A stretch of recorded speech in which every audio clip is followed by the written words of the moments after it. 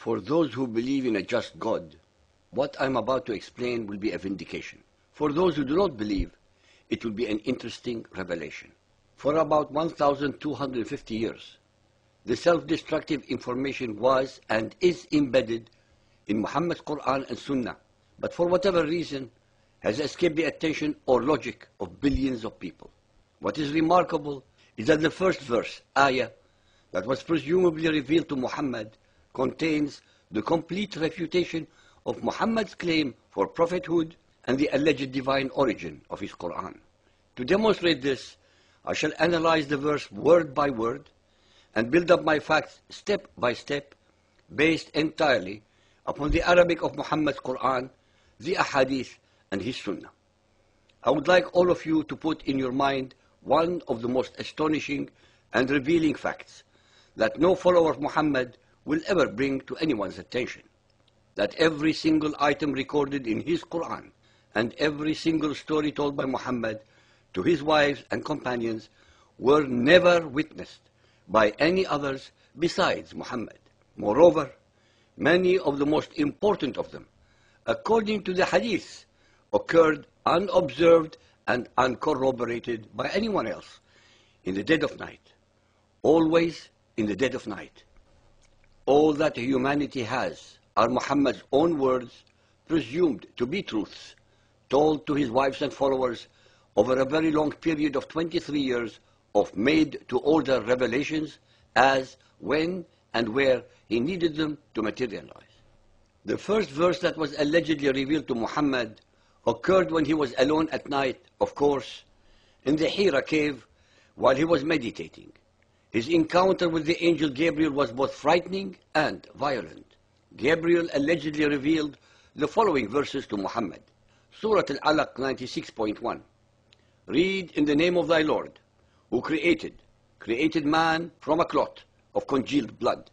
In Arabic it is, اقرأ باسم ربك الذي خلق خلق الإنسان من علق. Many of the translators of the Quran, both Arabs and others, translate correctly the word اقرأ to read. Others, understanding the inherent catastrophic consequences of such a translation, insist it means recite. According to the hadith that attempt to explain the background of this historic verse, 3 times Gabriel repeated the instruction to read, and 3 times Muhammad told Gabriel that he, Muhammad, was illiterate who cannot read. Bukhari Hadith 1.3, 6.478, 6.480, and 9.111, narrated by Aisha, are supposedly the only sources explaining the background for the revelation of these verses. Let us investigate the consequences of translating Iqra as either read or recite. First, the case for read. Gabriel, according to the Quran, was the one who conveyed Allah's revelation verbatim to Muhammad. Question 1. If Muhammad was illiterate, how is it possible for the all-knowing Allah, if Allah is the same as the God of Abraham, Moses, and Jesus, not know that Muhammad was unable to read? Question 2. Is it possible that Gabriel revealed the wrong word? And if so, how is that logical or plausible? Now the case for recite.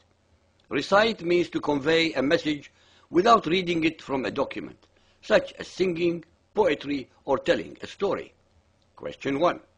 Even if Muhammad were illiterate, that is, he could not read or write, this does not negate his ability to repeat a verse after Gabriel. Question 2. If Iqra means recite, Gabriel did not actually reveal anything to Muhammad to recite. Muhammad's answer should hence have logically been, what should I recite, and not the alleged I cannot read. Taking either situation to its ultimate analysis, one must conclude that either Allah is not God, or that Gabriel is an idiot, or both. In either case, this verse and the hadith that explain the event are contrary to logic and theology. Question 3. Is it possible that it is correctly mentioned in the Quran, but that the background for the event was altered or tampered with by Bukhari to cover up the fact that Muhammad could actually read and that he was not illiterate? The reason for this manipulation had been and continues to be the erroneous and false dogma that only if Muhammad were illiterate could one explain the alleged perfection of the Quran, since it was dictated to him by Allah through the angel Gabriel. The answer to these points that I raise is simple. When one truly studies the hadiths and commentaries made by Muhammadan exegetes decades after his death, hidden in Muhammad ibn Ishaq's monumental biography of Muhammad, Sirat Rasulullah, that was translated by Alfred Guillaume as The Life of Muhammad, page 106, there is a gem of a report regarding the very first and original version of the alleged encounter between Muhammad and the angel Gabriel that tells us that the angel actually produced a coverlet of brocade whereon was some writing. Hence, verse 96.1 can only make sense if Gabriel knew that Muhammad could read what was written on the coverlet. This would obviously change the whole state of affairs, as deliberately altered and falsified by the later Muhammadans dramatically and fundamentally.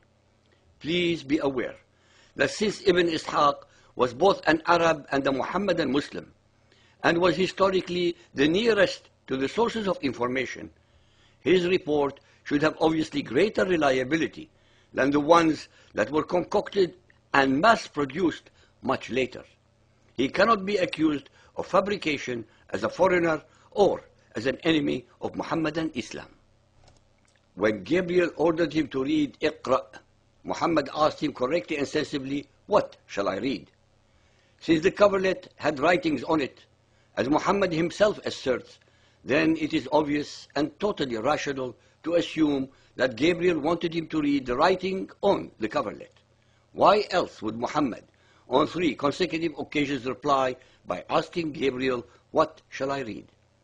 The astonishingly simple conclusion, based upon Muhammad's answer alone, by asking Gabriel with "What shall I read?"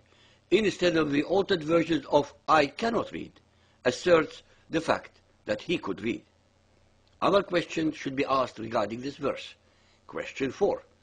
Since this was the very first alleged divinely revealed verse to Muhammad, why then is it not in the first surah chapter, where it truly belongs, but is instead relegated to Surah 96? Question 5.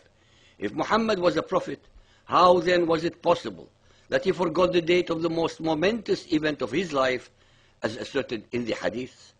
Question 6. The original story of creation is only mentioned in the Torah, as revealed to Moses directly, Kalimullah, and not through a second-hand transmission. The Quran asserts that this was the case. God mentions that he created mankind from the dust of the earth, and not from either a leech or a blood clot. The answer to all these anomalies, inconsistencies, irregularities, and illogic is truly simple. Allah is Muhammad's own alter ego and mouthpiece. Allah is not the God of Abraham, Moses, or Jesus. Allah is actually Muhammad pretending to have been receiving revelations from Allah to give his concocted verses the aura of divinity.